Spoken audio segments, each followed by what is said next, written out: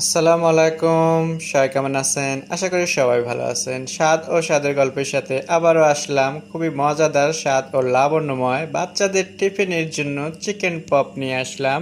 So আশা করি আপনাদের ভালো লাগবে। ভালো লাগলে সবাই আমার সাথেই থাকুন। সো আবার আসলাম বাচ্চাদের জন্য চিকেন পপ নিয়ে। সো আজকে আমি চিকেন পপ করে দেখাবো বাচ্চাদেরকে। এটা খুবই পছন্দ করে। তার শুধু ডানা নিছি আমি। ডানাটা নিয়ে আমি ডানা থেকে দেখতেই পাচ্ছেন এখানে এক সাইড থেকে মাংসগুলো কিন্তু ছুরির সাহায্যে আমি এটাকে একদম ইয়ে করে নিচ্ছি, নিয়ে এক সাইডের মাংসগুলো নিয়েছি। এখন আমি এটা মেখে রাখবো মাখানোর জন্য। এখানে খুবই সামান্য একটু লবণ অ্যাড করে দিচ্ছি, রসুন বাটা, আদা বাটা, টেবিল চামচ দিয়ে দিচ্ছি এখানে কর্নফ্লাওয়ার, দিয়ে দিচ্ছি এখানে একটা ডিম। ডিম দিলাম, সাথে দিয়ে দিচ্ছি সয়া সস। এটা হলো কারমিন সয়া সসটা একটু দিচ্ছি, লবণটা কম লাগে এর জন্য করে সয়া সস দেওয়া। এখন এটাকে আমি সুন্দর করে হাতের সাহায্যে মেখে রাখবো। সো দেখতেই পাচ্ছেন এটা হাতের সাহায্যে খুব ভালো করে মাখাচ্ছি। এটা কিন্তু মেখে 30 থেকে 40 মিনিট রাখতেই হবে, তাহলে স্বাদটা আরও বেশি আসবে। সো আমি এটা 30 থেকে 40 মিনিটের জন্য একটু রেখে দিচ্ছি, তারপরে আপনাদেরকে দেখাবো। 25 মিনিট পর আমি ফিরে আসলাম। এখন আপনাদেরকে দেখাবো চিকেন পপটা যেটা মেখে রাখছিলাম সেটাকে ভেজে। সো আমি এখানে সবগুলো ভাজবো না, অল্প 3টা পিস ভাজে নেবো, এখন টিফিন হিসেবে দেবো বাচ্চা।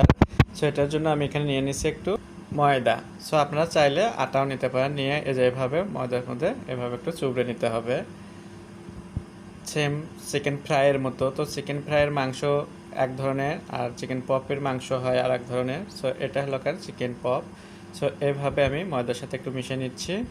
দেখতে পাচ্ছেন এটা ময়দার সাথে খুব ভালোভাবে মিশিয়ে নিলাম। আর এখন চলে যাচ্ছে আমি চুলোতে অলরেডি তেল বসিয়ে দিচ্ছি। এখানে চুলোতে আমি আগে থেকে তেল আমার ছিল সেটা নিয়ে নিয়েছি, নিয়ে আমি গরমে দিচ্ছি। এখন আমি এখানে দিয়ে দিচ্ছি চিকেন পপটা। বিসমিল্লাহ। সো এটা কিন্তু গরম তেলেই দিতে হয়, দেখতেই পাচ্ছেন গরম তেলে দিচ্ছি আমি।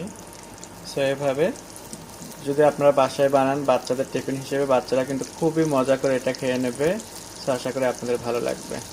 এখন আমি এটাকে উল্টে পাল্টে সুন্দর করে লাল লাল করে ভেজে নেব। দেখতে পাচ্ছেন খুবই সুন্দর করে কিন্তু উল্টে পাল্টে আমি এটাকে ভেজে নিচ্ছি লাল লাল করে, একদম কোনো ঝামেলা মুক্ত ছাড়া। এটা কিন্তু বাচ্চারা এত মজা করে খায় সে বলার বাইরে। আর এটা রেগুলার কিন্তু আপনার মাখাতে হবে না, একদিন আপনি একদম 4 দিনের টিফিন মাখিয়ে রাখতে পারবেন নর্মাল ফ্রিজে। তো 4 দিন এইভাবে শুধু সকালে ভেজে ভেজে টিফিনের জন্য দিয়ে দেবেন গরম গরম করে। তো আমার এটা হয়ে গেছে, এখন আমি এটাকে তুলে নিচ্ছি।